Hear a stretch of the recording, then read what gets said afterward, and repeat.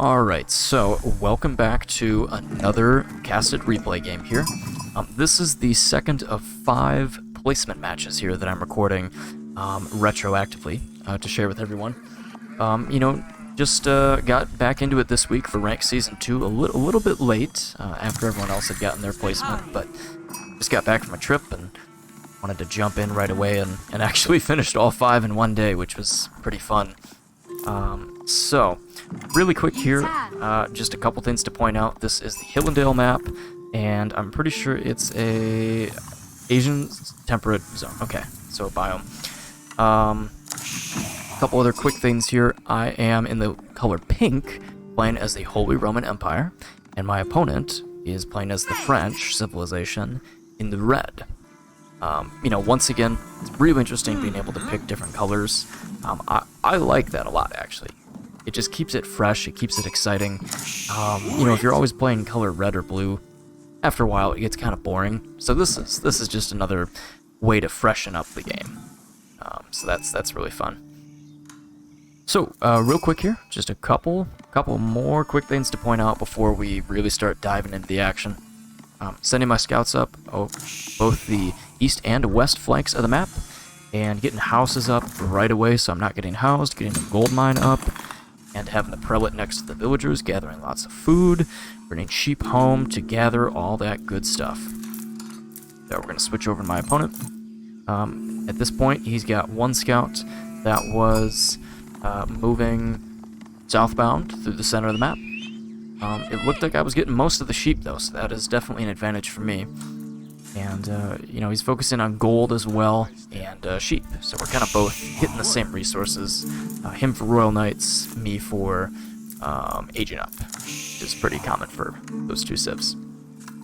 So I'm going to fast forward a bit here, and check out some things that are going on. It's a little bit of a lull in the match in these first few minutes, not a lot going on. So we're just going to skip past that for a bit here. Just keep an eye on the whole map.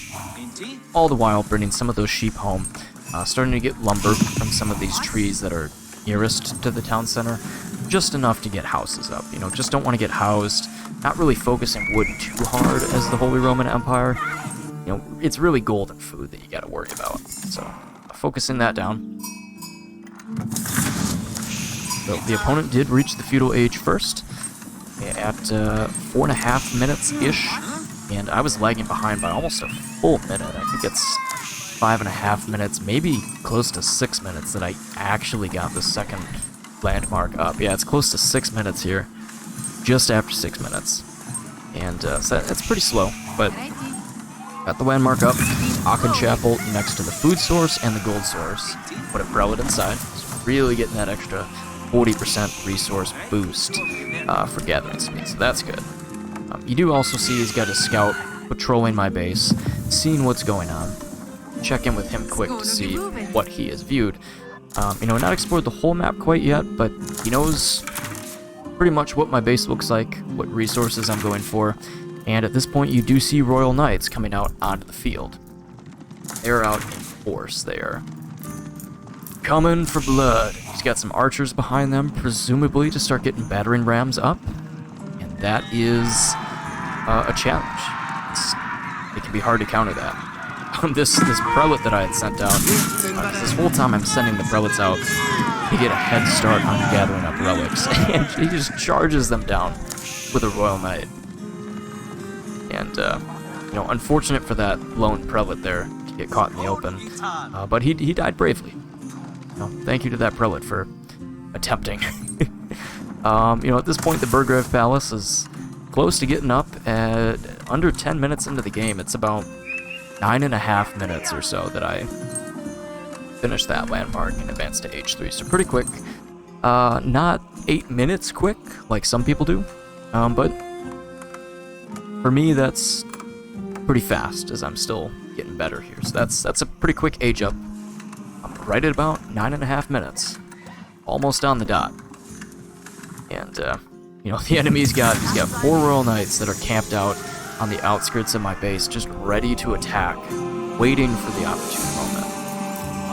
And you can see it from his point of view. He's scouting me out. He's trying to find out what's going on. And he does initiate a charge here. He's looking at that gold mine and retreats back. So, just checking things out. Archers coming through, kind of poking the base.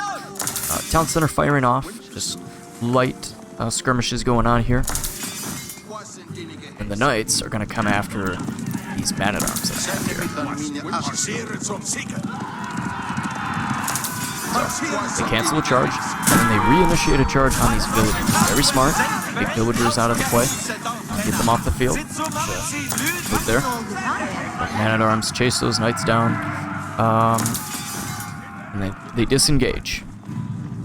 Oh, and one other thing here as well.